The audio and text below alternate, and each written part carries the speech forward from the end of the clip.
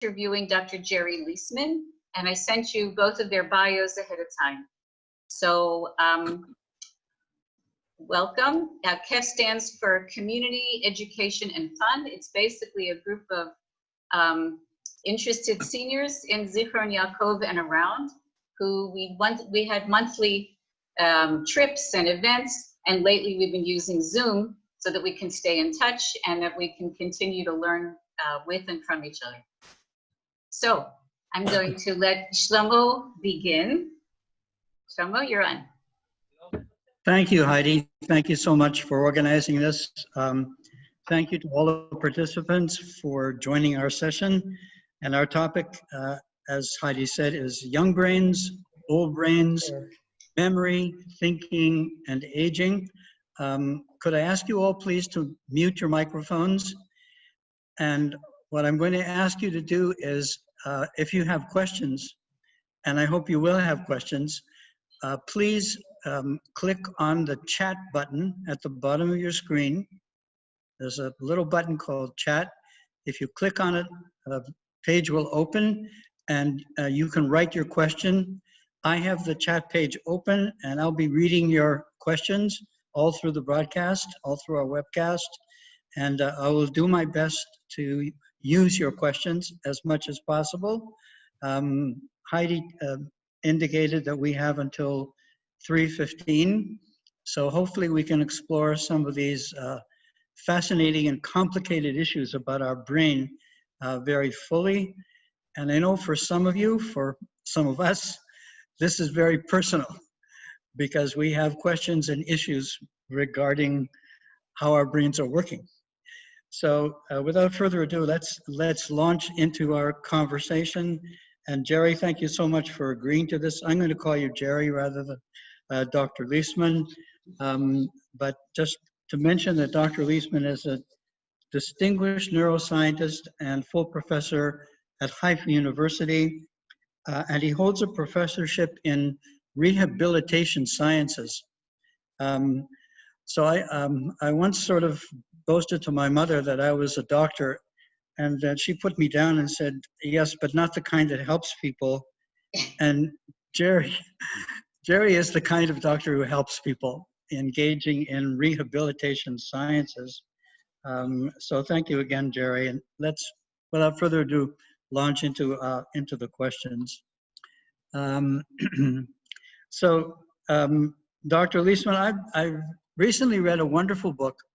It's by Dr. Norman Deutsch, The Brain That Changes Itself.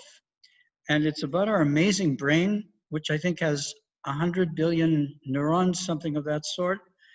And it's about how the brain can adapt and change and rewrite itself, reprogram itself in a sense.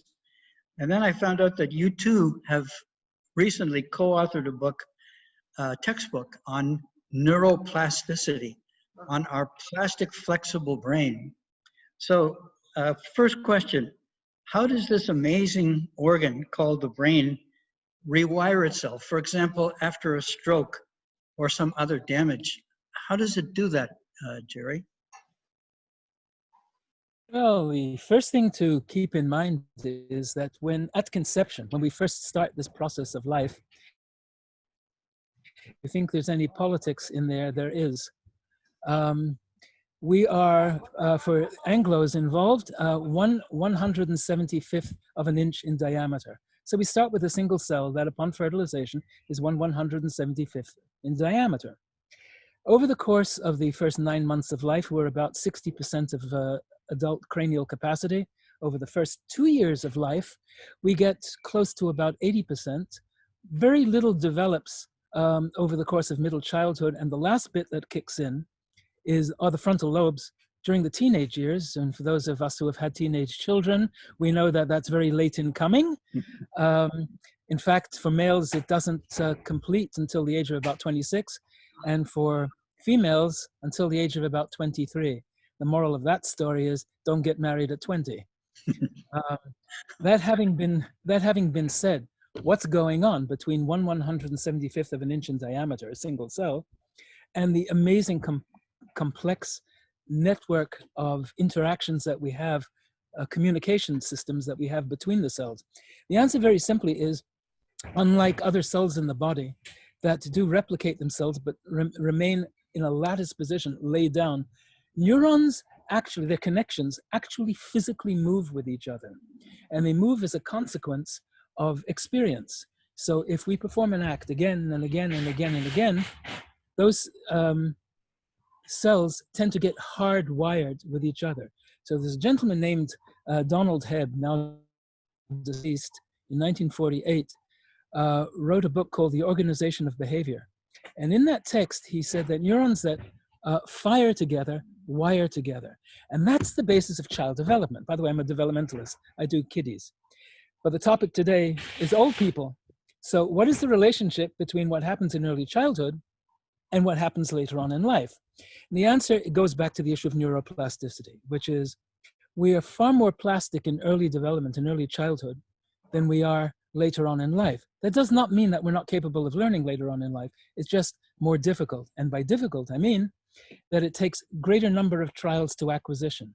So if it takes me 10 trials to learn something, whatever it may be, in early childhood, later on in life, it's going to take me a significantly greater number of trials to get to the exact same point. But we're capable of learning across the board. But underneath the process of learning is neuroplasticity, which is the reorganization of the brain to hardwire connectivities between cells so that we are optimized for a particular task. I think that answers your question. It does indeed. And you've explained something to me, Gerry. So when Sharona and I got married, Sharona was 19 and I was 25. And she was a lot smarter than me. And now I understand why. So thank you for that insight. She still is, by the way. Well, I can add to that one of the attendees at our meeting is my wife. So I'm going to say the same thing about her. She's a lot smarter than I. And she's younger, and therefore we're neurologically about the same age. So welcome, Yael, and thanks a lot for participating. So let's talk about older brains. I lately especially, I've been remembering things from my kindergarten teacher, Miss Pawson, and my first grade teacher, and even before that. And I remember them vividly with my long memory, Gerry, but I sometimes have trouble remembering what I did yesterday. The short memory isn't so great, and that seems to be common with older brains. So what's going on with our memories, Gerry, as our long memory gets so sharp and our short memory kind of fades as we get older? What's that about? Absolutely nothing. This is a very quick form of psychotherapy for the aging process, where you don't really have to worry about things like the question at hand that I just heard from Shlomo. Short-term memory is really not memory. It's the ability to acquire new information, which, as I just previously indicated, is a consequence of the number of trials to acquisition. So that if you repeat something again and again and again and again, it will eventually consolidate into a memory trace. There are many ways of facilitating that. But one of the things that does go, I think the term is south as we get older, is that the ability to acquire new information becomes more difficult. The reason it does is because there's an organ in the brain, it's called the hippocampus, which in northern and southern latitudes tends to calcify or tends to degenerate, which, not completely, which makes it difficult for us to acquire new information. So the issue is, what about memory stores from the past?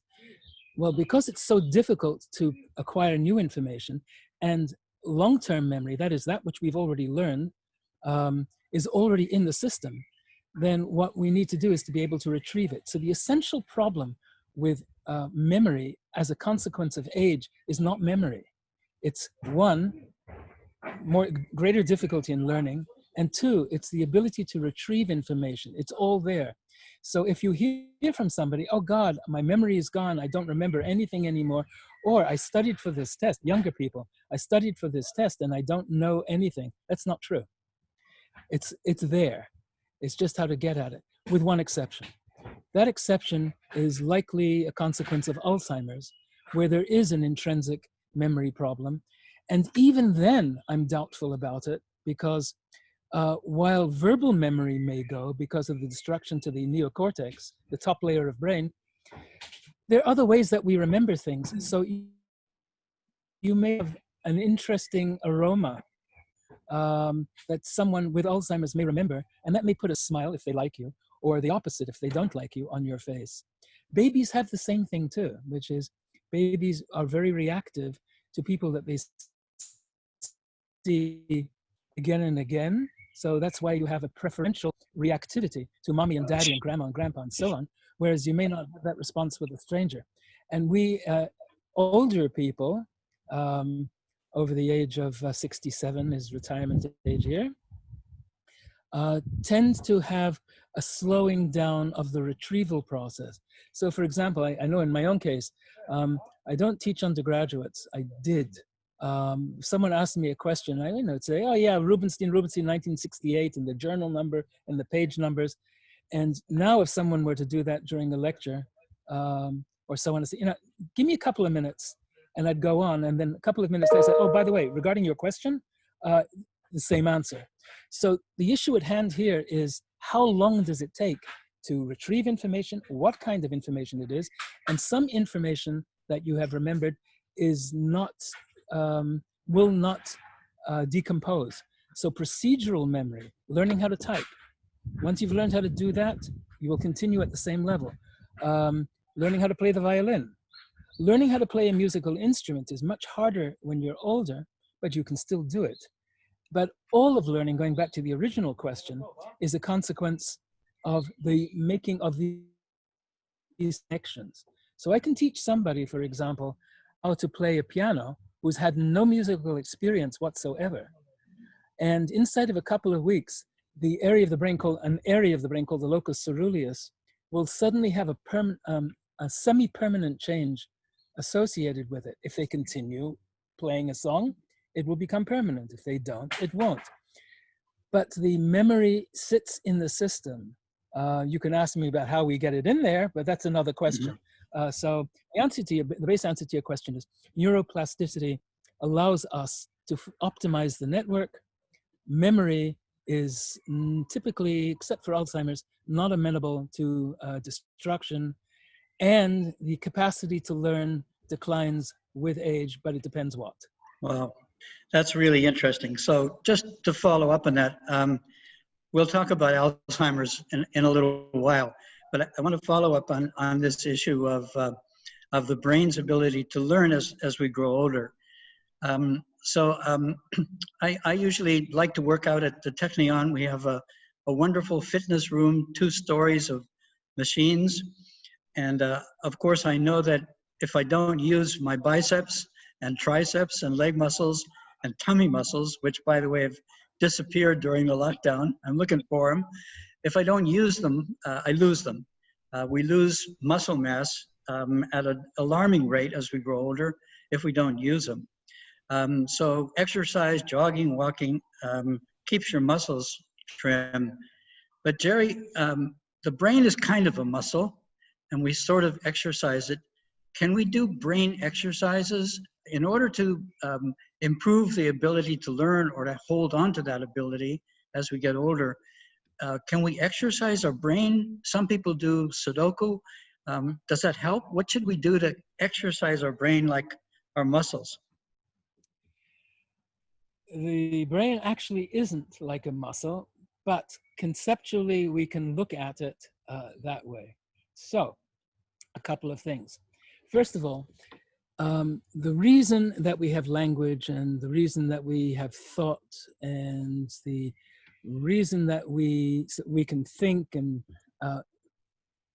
solve problems of one sort or another in evolutionary terms is because we need to escape. We need to evaluate danger because we need to know if we need to stay where we are, if we're going to be successful on a hunt or not. What does this have to do with us X number of million years later? The answer runs something like this.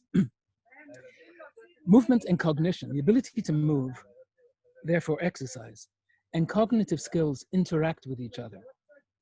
So for example, the motor strip, that area of the brain that concerns itself with the control of movement, is the same part of the brain that also concerns itself with decision making.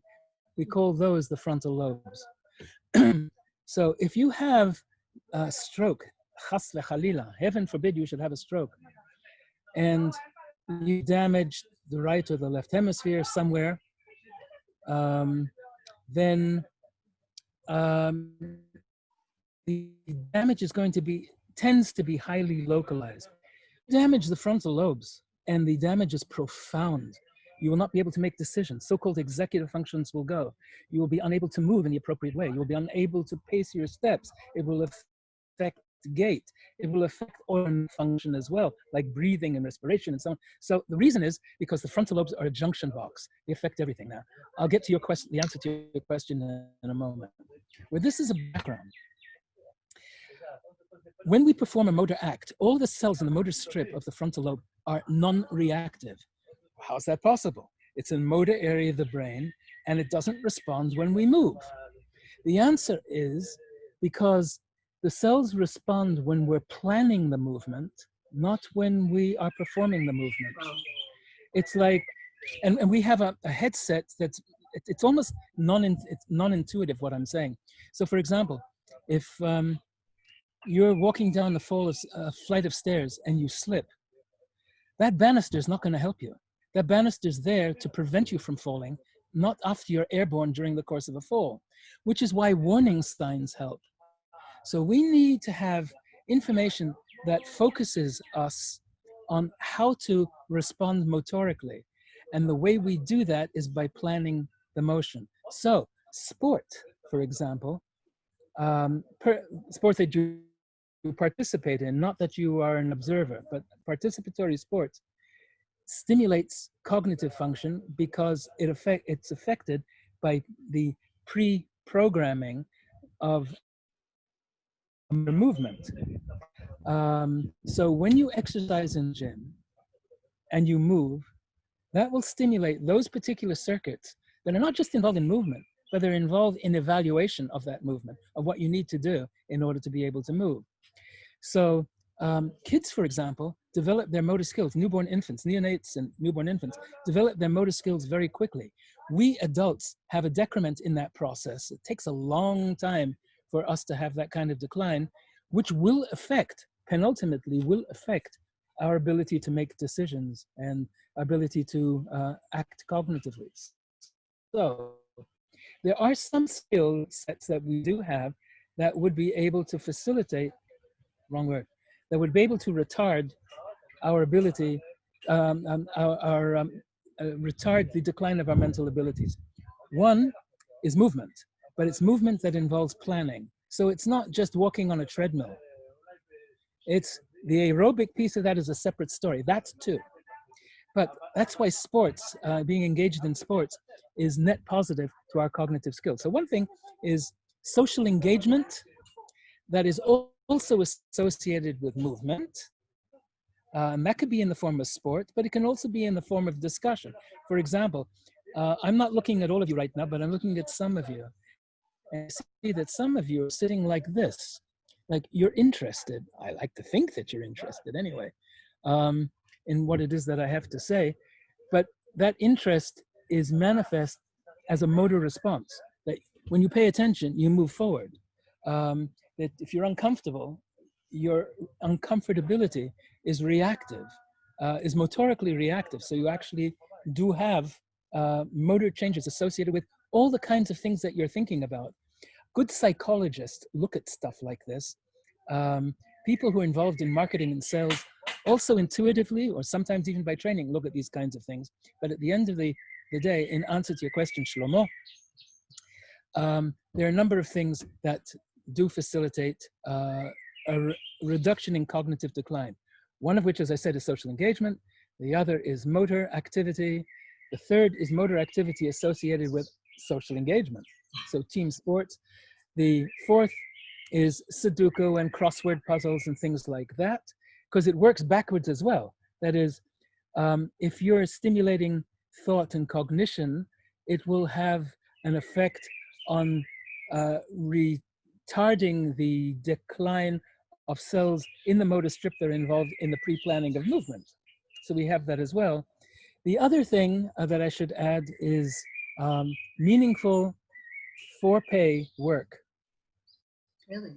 And yeah, and if you take all of them, and it's not my term, I'm blocking on the chap's name right now. He's been on TV a lot, the grandson of Leibovich, who said, 67 you go out, יוצאים לפנסיה, ו-77 חוזרים עם dementia. So 67 you go out on pension, and at 77 you come back with dementia. And that's not an idle statement. And we do have the skills to not rehab, I should say something about the word rehabilitation too. Habilitation, habilitos, is learning. So rehabilitation is relearning. And so what we do, habilitation is learning, and rehabilitation is to relearn. So what we do after brain damage, for example, is relearn and to retrain. But you're not training from scratch. There's stuff in there. We'll talk about that, I'm sure, later. But I think I answered your question. She did. And you mentioned 67 and 77. Just by chance, I'm 77. So I think I'm in big trouble. But thanks to Heidi, we have KEF and we have socializing and groups and interaction with people. So Heidi, you're helping our brains. Your organization is definitely keeping our brains alive.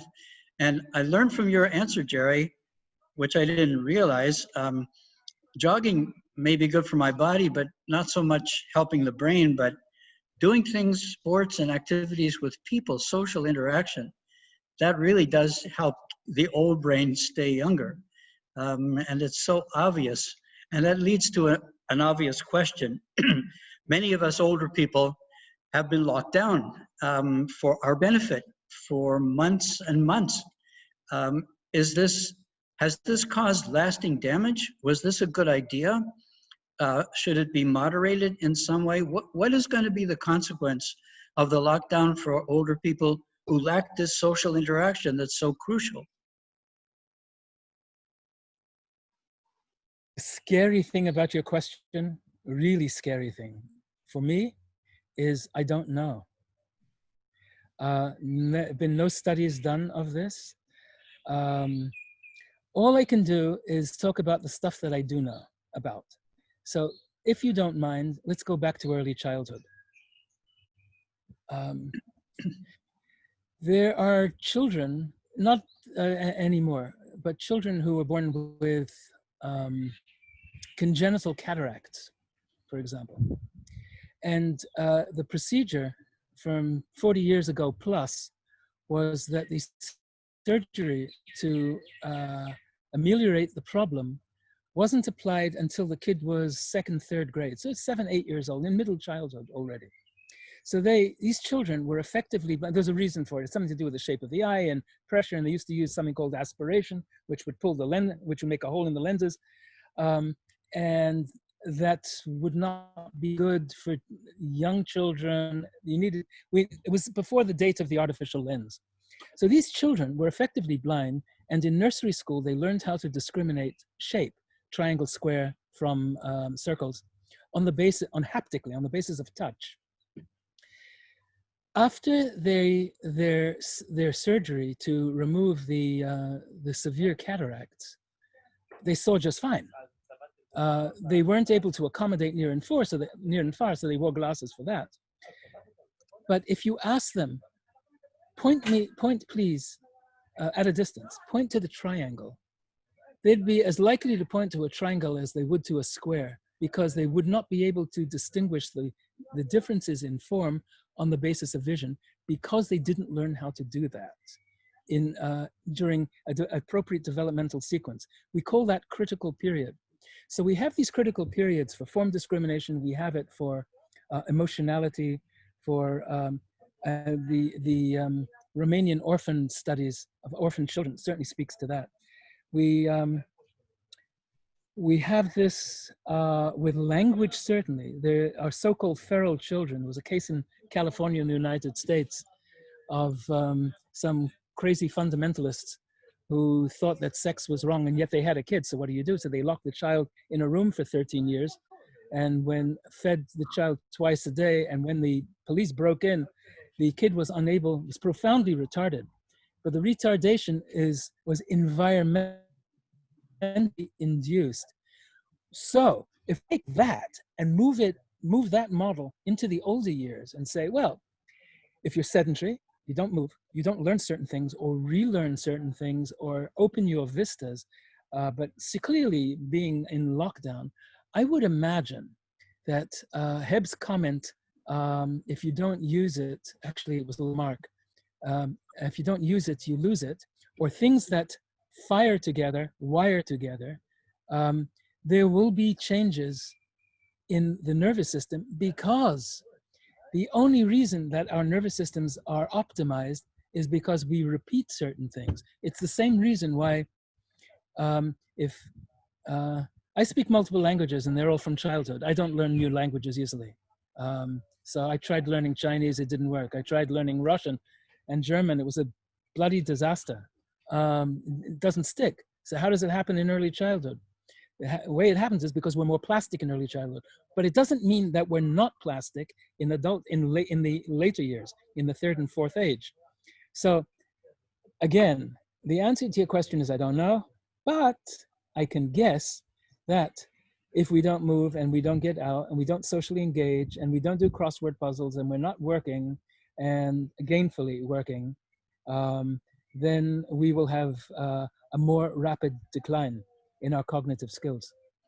So I think there's an operational conclusion from that, Gerry, which is that we seniors need to organize a bit and express ourselves that all this concern for our well-being is actually not doing so much for our well-being. We need to interact with our grandchildren, with other people. We need to do it safely, but we need to do it. And there may be severe consequences when it doesn't happen. So thank you for that. And I'm going to think about how we can express ourselves in that area for all the well-meaning people who want us to be safe, but for our brains, we need to interact, absolutely. So just this morning, I read something interesting, and we've discussed this. I'd like to go back to young people. Before I do, let me just remind our participants, please, I'm sure you have questions, even personal ones. Write them in chat. Click on the chat button and zap us a question, and I'll be happy to relay the question. And while you're doing that, Gerry, this morning I read about a case that you and I have talked about, or similar ones. A little boy, an unfortunate little boy named Aiden Gallagher. And when he was 3 years old, he had severe epilepsy. Epilepsy that was horrendous, that was life-threatening. And the doctors recommended a radical solution, which is to remove half of his brain.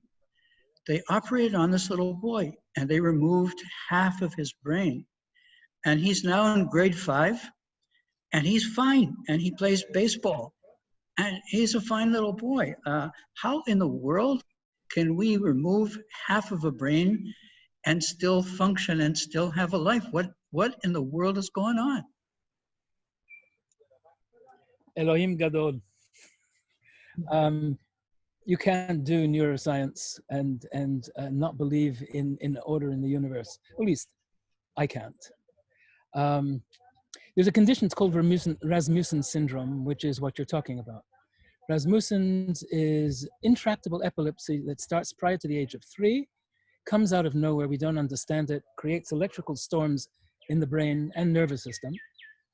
And because there is something called status epilepsy or status epilepticus, which means one grand mal seizure after the other, nonstop, with each seizure, there's a good chance of creating significant brain damage. So the only way to save the child on the basis of what we know currently is to perform a radical procedure called a hemispherectomy. Which side it is, we started talking about this before, whether it's the left or the right side, is really immaterial. But the idea is that in fact, we do something like this with adults. It's called commissurotomy. The old split brain, Roger Sperry got the Nobel Prize for doing the psychology and cognitive science of, cognitive neuroscience of all of this. Let's deal with your question on the topic of the child. As we said before, we're born with one cell, 170, not born, we start life as a single cell, 1/175th of an inch in diameter. 2 years and you're 90% of adult brain cranial capacity. So what is that? We're obviously creating new cells, but it's not penultimately the number of cells that we have, it's how these cells interact with each other. So if I mess with the system early enough, I will have these cells wire with each other on one side of the brain. So that's the basic mechanism. What's underneath this is neuroplasticity. Unfortunately, adding to the difficulty in understanding this problem is the history of the field of neuropsychology, or even neurology actually, dating back to the 1860s. In 1861, Paul Broca wrote up a case of a patient that he called Ta. And Ta, T-A-H, French person, was capable of saying one word. Guess what? Ta. Ta died. And upon death, there was an autopsy performed, and it was found that an area anterior to what's called the Sylvian fissure, the left side of the brain, was profoundly damaged, with the result being that Broca came to the conclusion that Broca's area, which is what he called it, this area anterior to the Sylvian fissure in the frontal lobes, was responsible for speech and language. Speech and language are not the same. Speech is, when I woke up this morning by the other side of the bed, by the time the coffee came down by the machine, there was this tree. That's speech, but it makes no sense. Language is the ability to take speech and put it into some form of useful communication. So a stroke in Broca's area will be associated with Broca's aphasia. Aphasia is meaning you don't have it, and phasia has something to do with language. So the conclusion was, that's the area that controls this. The only problem with Broca, followed by Wernicke about 10 years later, who found an area of the brain responsible for understanding, is that you could zap out from a stroke in either one of those two areas, and 6 months later, you get your skill set reasonably returned.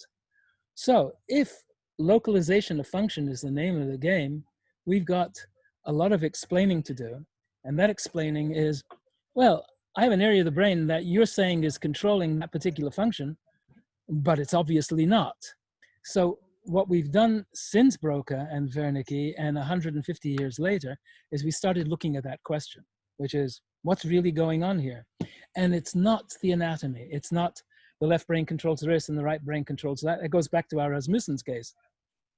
It's the network, so that the language networks associated with face-related words are different than the language network that we can record for leg-related words. Words that are associated with motion have a different representation in language in different parts of the brain.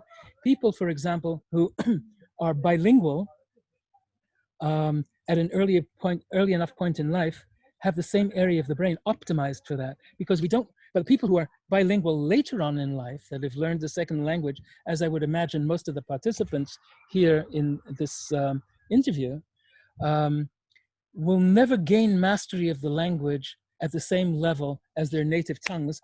And the reason for that is you've got more brain being used when you use the second language. You may be fluent in that second language, fluent to the point of,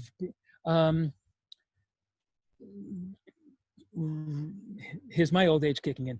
Robert Conrad, you guys know, wrote Lord Jim? Joseph Okay. Conrad. Do you know what nationality he was, by the way? He wasn't English. German. He was Polish. Polish. His native Polish. language was Polish. His native language was Polish. Right. He wrote in Polish, and he didn't start using the English language until he was in his 20s. And all of his major works were written in English, not translated by anyone else.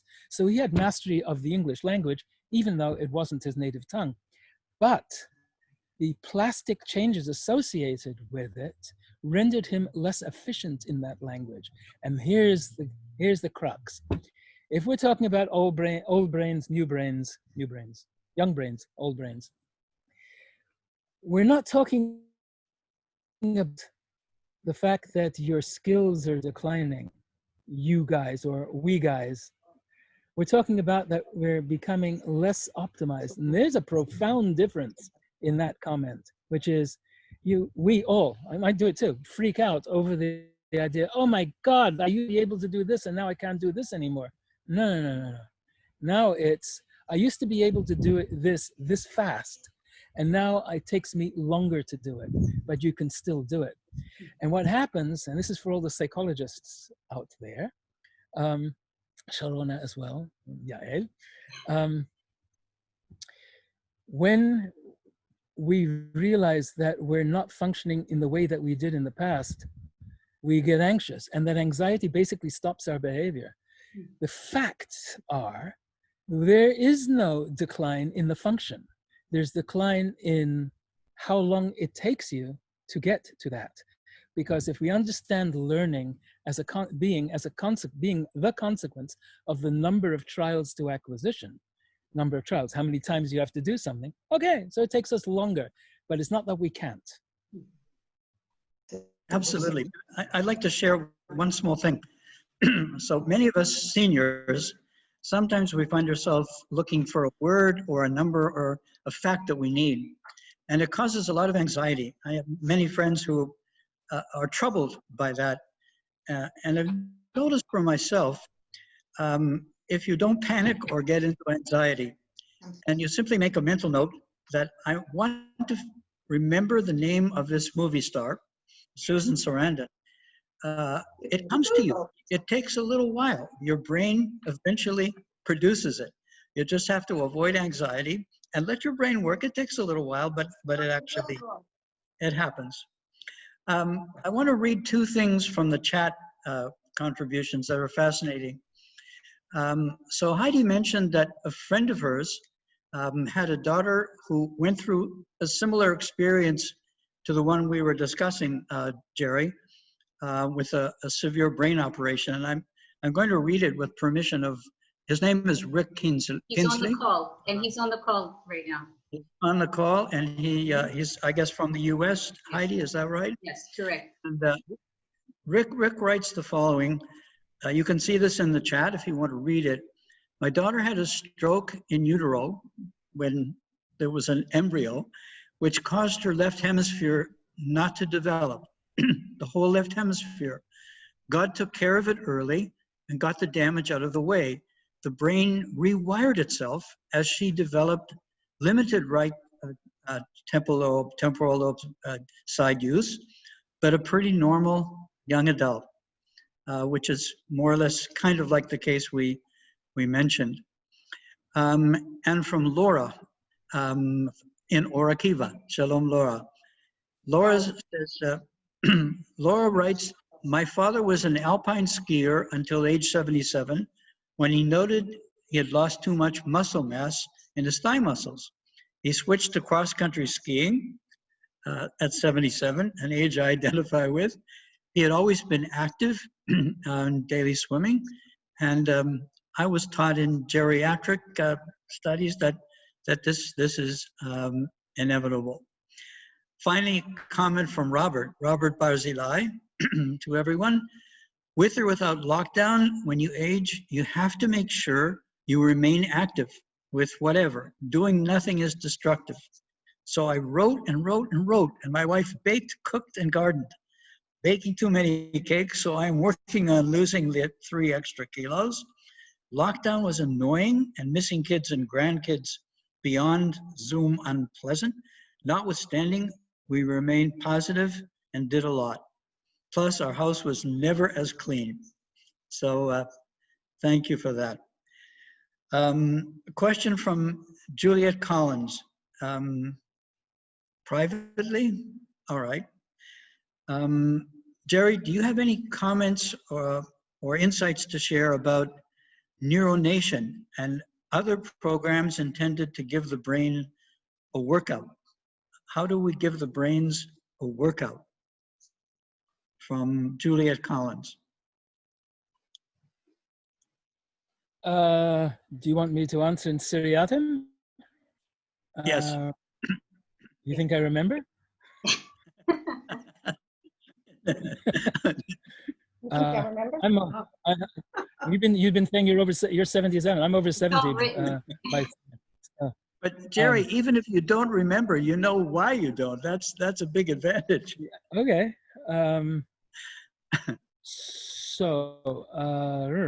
Let me just take a quick look at the chat. Yes, about the stroke in utero. One moment.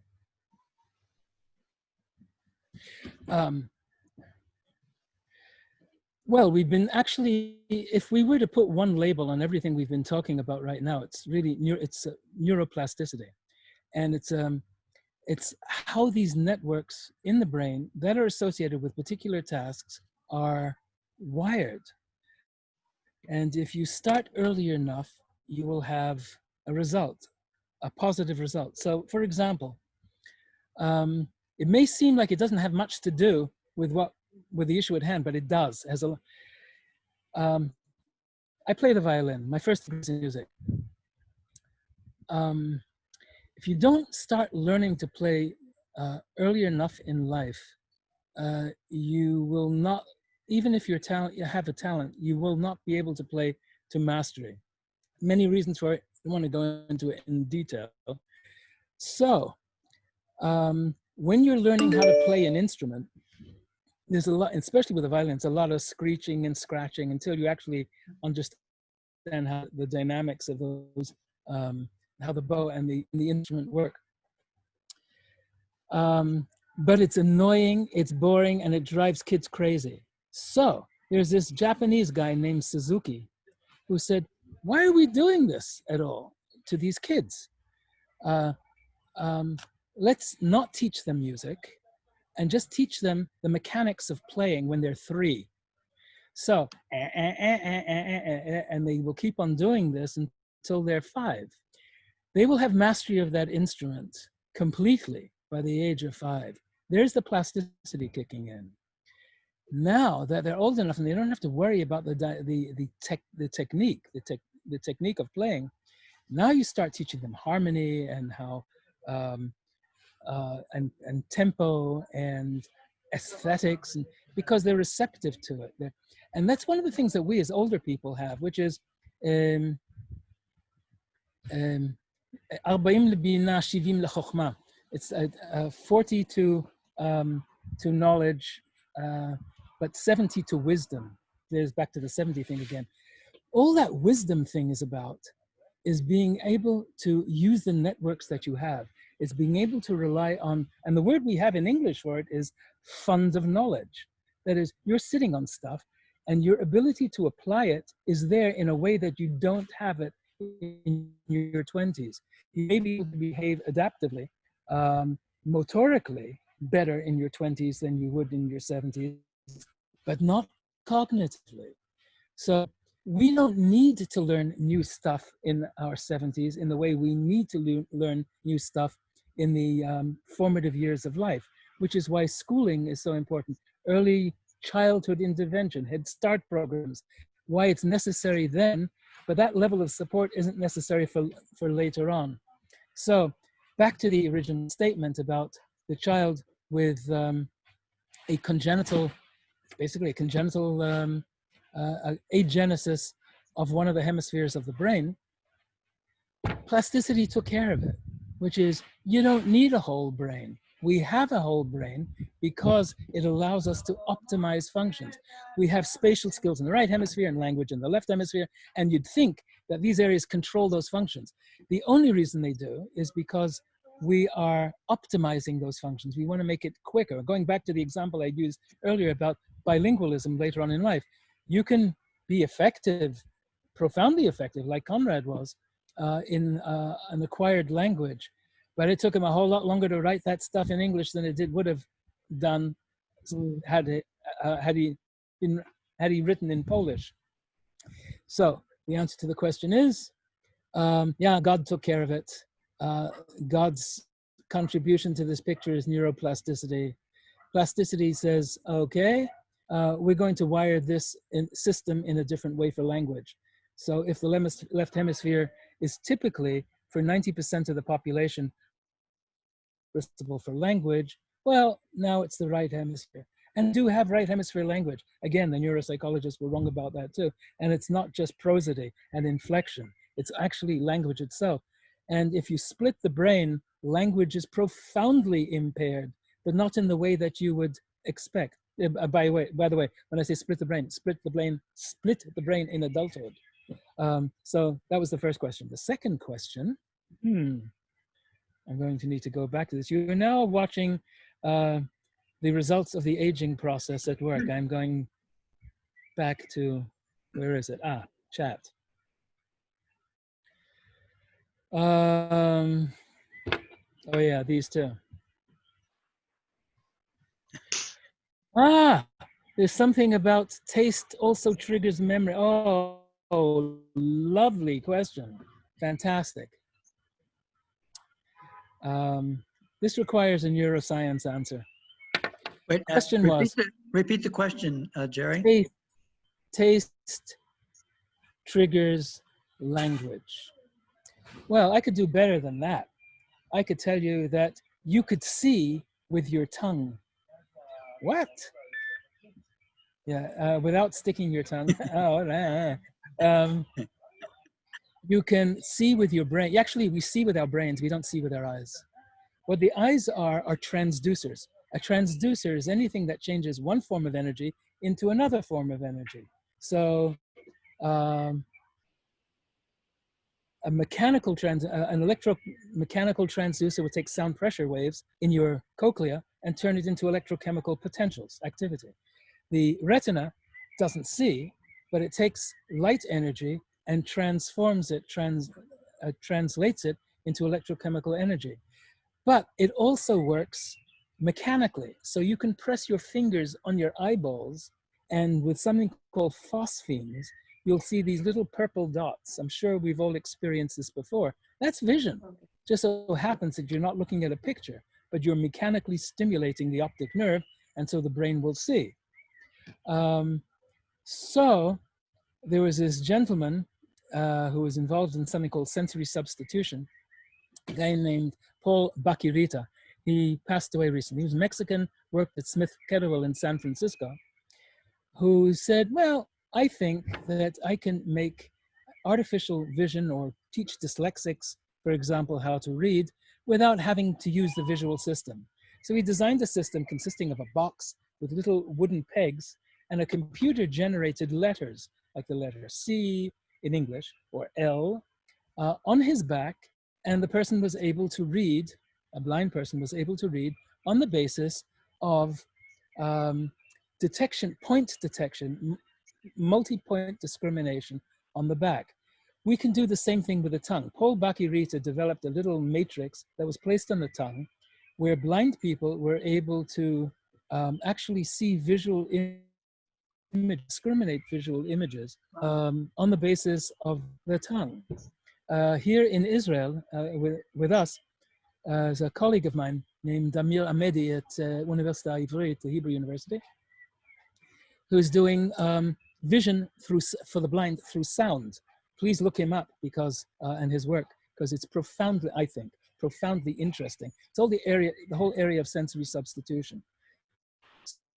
So the issue about can we perceive through visually through the tongue, the answer is yes. One more thing on that particular point. There's something called the Sprague effect. There's not a neurologist that I've ever spoken to that has ever heard about it. There's no neuropsychologist that I know that has ever heard about it. But every physiologist in the world, certainly those working in the visual system, have. Sprague, 1966, for example, found that if he destroyed an area of the brain, of the visual system of the brain of a cat, it's called the geniculostriatal system. We have some competition. Hopefully it doesn't annoy anybody too much. It's called the geniculostriatal system. The cat will go blind in one half of the visual field, contralateral to the site of the damage. I can fix that by creating additional damage in the opposite field. That means that the damage, the vision damage in that cat, is not a consequence of the lesion. It's a consequence of my having messed with the network of vision. So all of what we do sensorially, cognitively, thought-wise, is about how we organize these networks together.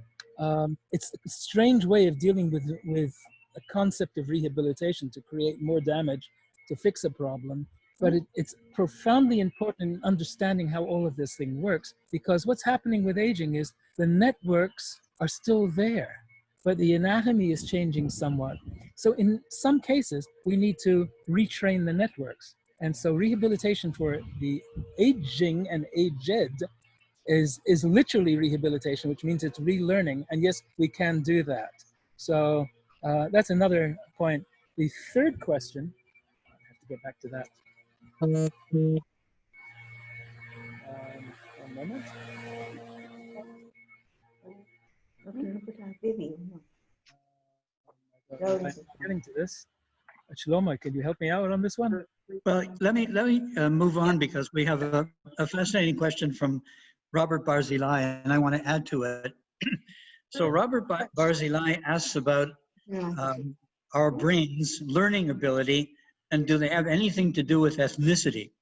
For example, in Singapore, I found that Korean and Japanese kids learned to play piano faster and better, and violin. And I want to add to that a politically incorrect question, which is that 20% of Nobel Prizes are won by Jews, and we're 0.1% of the world's population. So how come Jews are so smart? And how come little Korean and Japanese kids play violin and piano so much better than kids of other ethnicity? What's the link between our brains and ethnicity? Good question. Well, if the question is about brains and ethnicity, then that's an easy answer. If it's about the issue of race-linked intelligences in plural, then that's going to be politically incorrect, and I can tell you that I don't care. At least in this forum, I don't care. So I'll start with the ethnic issue first.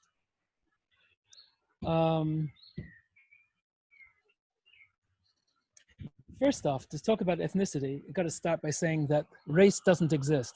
It's a concept that was created by colonialists to subject the peoples that they either conquered or controlled on the basis of what we call physiognomies, that is, on physical characteristics. But these physical characteristics have no basis in reality. So for example, everybody knows that blacks suffer from thalassemia, sickle cell disease. Answer, no. First of all, it's type A thalassemia. Second of all, so do the Finns and so too do the Japanese. So it's not a black disease. Because if it was a black disease, we're going to have a problem, because the people blacks on east coast of Africa don't get it. They get beta thalassemia, which doesn't kick in until the age of about 55, 60. Youngsters, that's the west coast of Africa, and those are the people who were as slaves to the United States, England, and other places around the world. So I needed to make that distinction first. Second, you can't cut ethnicity from the history of the human race.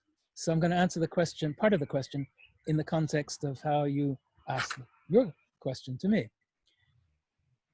No, Jews are not smarter as a group than any other group, objectively. However, there's a however with it.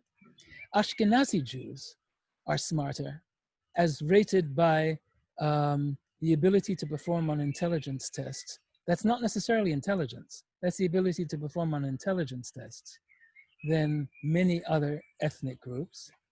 And the Ashkenazi Jews' capacity for adaptive behavior as a group is significantly greater. So let's talk about adaptive behavior as being a good, reasonable definition of intelligence. So as we used to say in the 60s, dig this. Let's take Mainz, Germany, Middle Ages, around about the Second Crusade.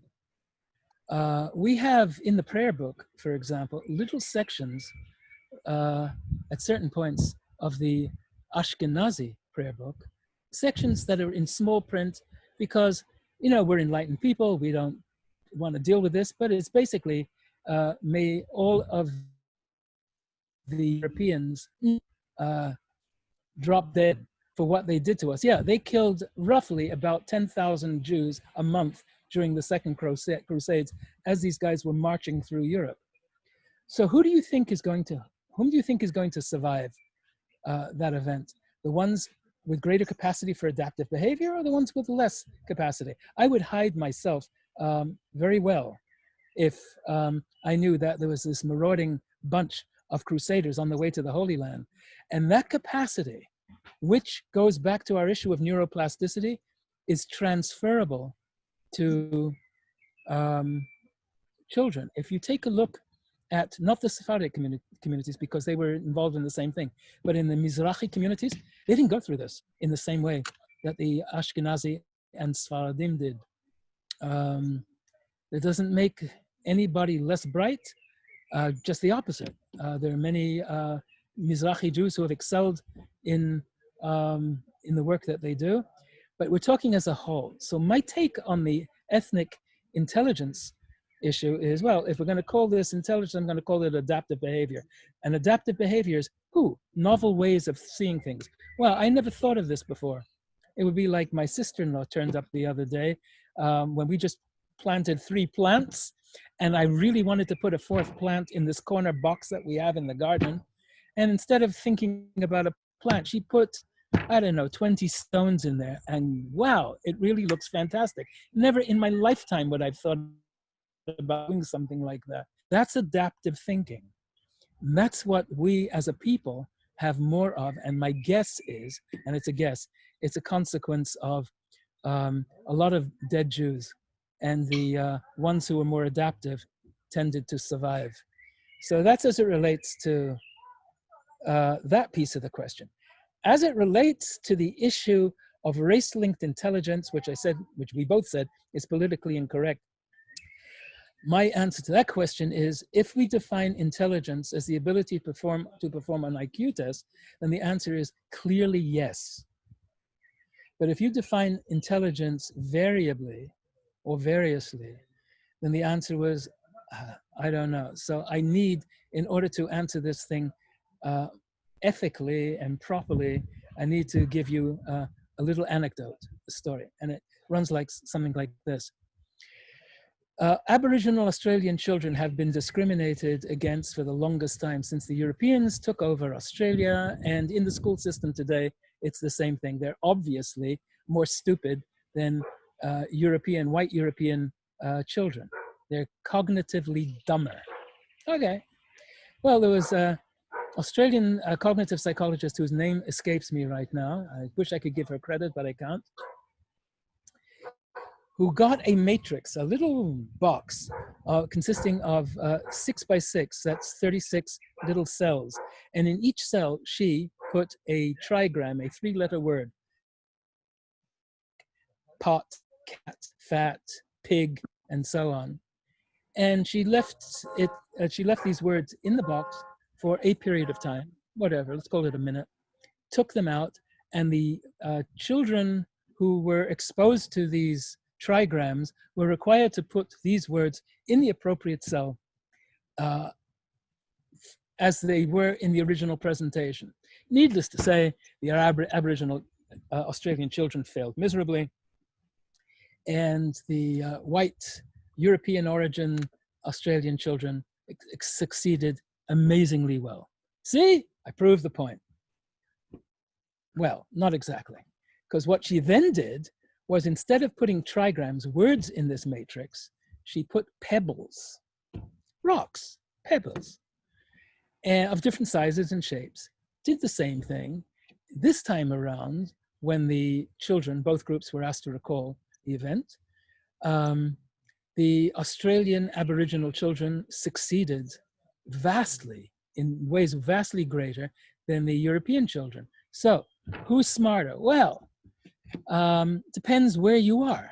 So, if I need a lawyer, don't need somebody who's got a skill set in remembering the size of pebbles.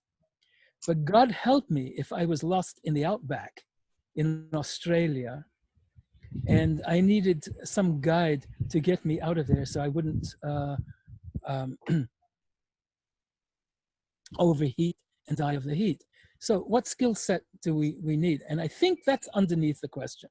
It's ethnicity has something to do with intelligence, but it's got something to do with where it is that you live and what skill sets you need. So a white European child taking an IQ test, the old Stanford Binet, 1905, who had to match a cup with a saucer. Well, hell, if he's never seen a saucer before, or a cup and a saucer, but mugs, yes, how would he know how to match that? So there's a lack in things that we take for granted, a second nature, that will in fact affect our ability to perform in an intelligent, i.e. in an adaptive way. So I think that's actually the issue. So in sum, we have different intelligences, and some of us are more intelligent in those intelligences than others. So the things that I do dreadfully, I'm a very poor visual learner. I'm an incredibly effective auditory learner. Because the things that are easy for me are easy, and the things that are not are really tough. But I, for one, am adaptive, so I read less than I listen. And it's the same for all of us. So I think that actually nails the question, the answer to the question. It does indeed. I'm reminded of, just in terms of what you say about adaptive intelligence, Charles Darwin once said that it's not species who are best adapted to their environment that survive and thrive. It's species that are best able to adapt to changes and react to those changes.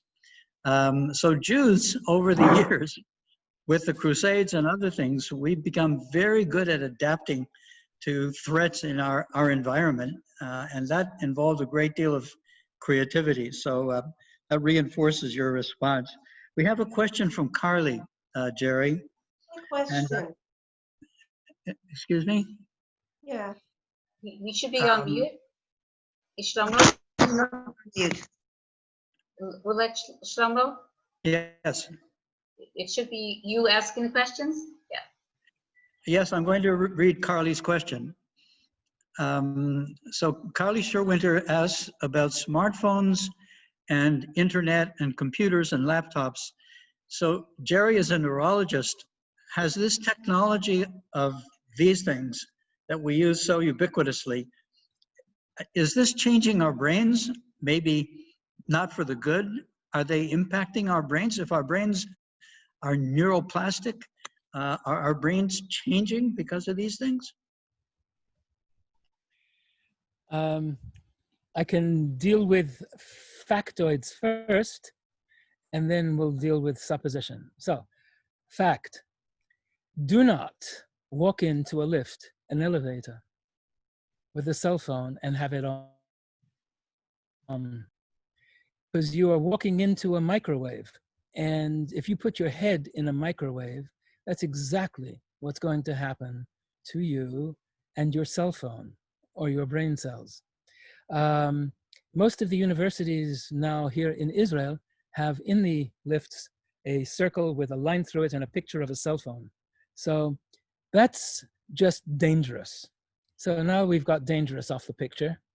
The answer is, yeah, I think it's changing the way we behave. because we are adaptive and neuroplastic. So there's certain things that we used to do that we don't do anymore. I don't write letters to my wife. Sorry, I am. We talk, yeah. Fortunately, we're one of the few couples, well, maybe there are more, who don't sit on the sofa with each other, texting each other. But I've seen it. I've actually seen this kind of stuff. So subjectively, I would say a piece of the answer would be cell phone has made interaction between us easier, internationally and otherwise, the whole issue of technology. And on the other hand, it's also dumbed us down. So instead of flowery language that we used to do, there was an art of letter writing. I don't think we have that anymore. The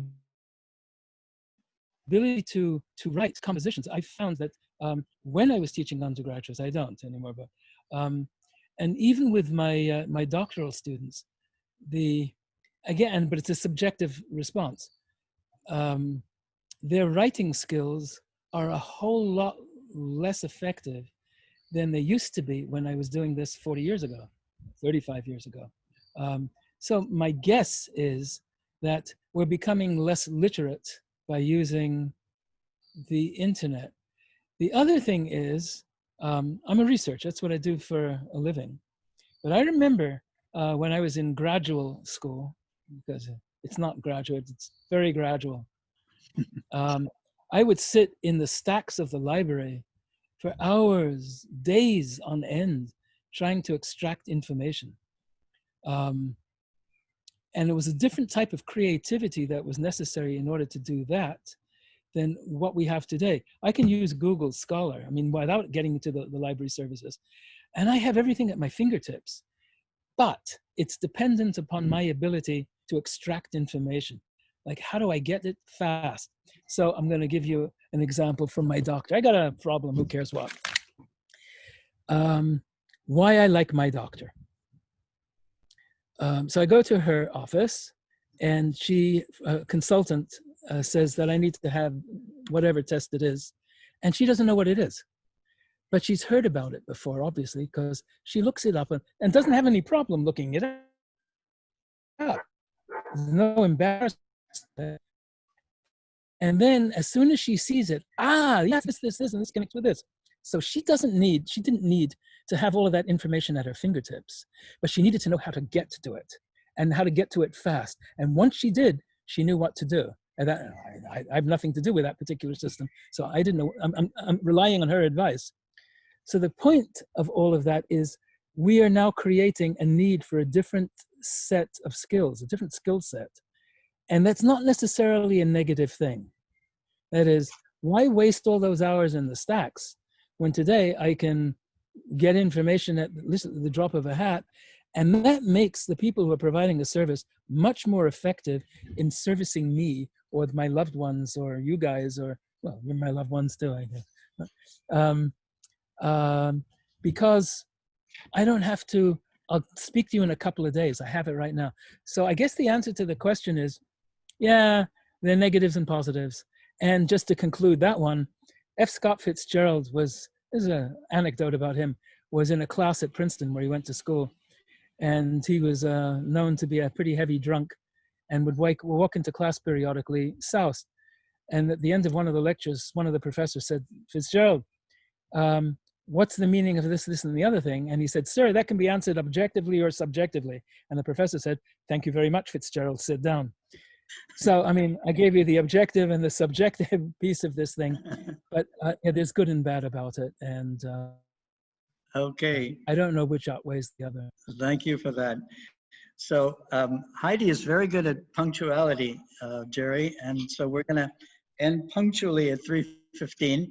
So perhaps one last question. I really wanted to end on an upbeat note, although I think the whole discussion has been upbeat about the neuroplastic brain and how it amazingly rewires itself. But I must ask you about Alzheimer's because it's an issue for seniors. As the world ages, many countries are aging, and we still don't seem to have an adequate or any response to Alzheimer's. So as a neuroscientist, Gerry, what do we know about Alzheimer's? What in the world causes our brains to be gummed up? And how soon will we find some sort of cure or mitigation of this awful disease? Well, the first thing is to discriminate and separate Alzheimer's from other forms of age-related dementia. Alzheimer's is not age-related dementia. It's Alzheimer's dementia, and it stands by itself. So multi-infarct dementia, for example, popping hemorrhages all over the place, or just simply the atrophic changes that you see in the brain as a consequence of age, is not Alzheimer's disease. So separate thing. Reference the non-Alzheimer's dementia, so we can get that off the table. Proper diet, exercise, aerobic activity, keeping active, purpose in life, social engagement, all the stuff we said before will lower the risk significantly. If you're involved in an academic enterprise, it will lower the risk. That's enough of that. Now back to your question. Alzheimer's is a consequence of the production of proteins that don't belong in the brain. They're called tau proteins. And oddly enough, we see this in another clinical condition. We see this in many clinical conditions other than Alzheimer's. We see it in Down syndrome, for example. Down syndrome individuals produce the same kind of tau proteins. Doesn't have as broad of a negative effect as it does in Alzheimer's. The other thing to bear in mind with Alzheimer's is it's not just memory, it's everything, because it's a progressive destruction of the interactive capacity of the brain to work as a unit. If you remember, Arik Sharon, he wasn't in a coma. He wasn't comatose. He was for a while, but that coma was induced. He was suffering from, he was in a persistent vegetative state, which meant that the parts of his brain were functioning just fine. Unfortunately, they weren't functioning together.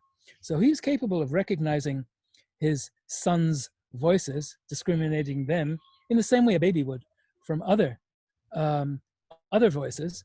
He was even probably capable of making decisions about one sort or another.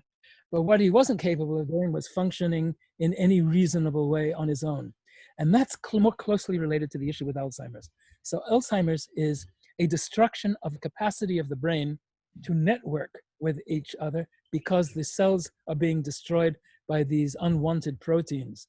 And that translates to breathing, heart rate, respiration, sleep, language, decision-making, every appetite, anger, emotions, everything goes and not at the same time. But it is fatal because the brain is going to destroy itself and it differs from one person to the next.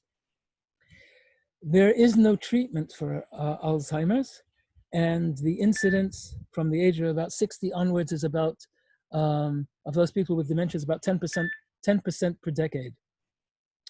Are we getting closer to it, to a solution? The answer is yeah. And we've identified the proteins, we know where they come from, we know what the genetic markers are for it, we know how it's related to other kinds of conditions.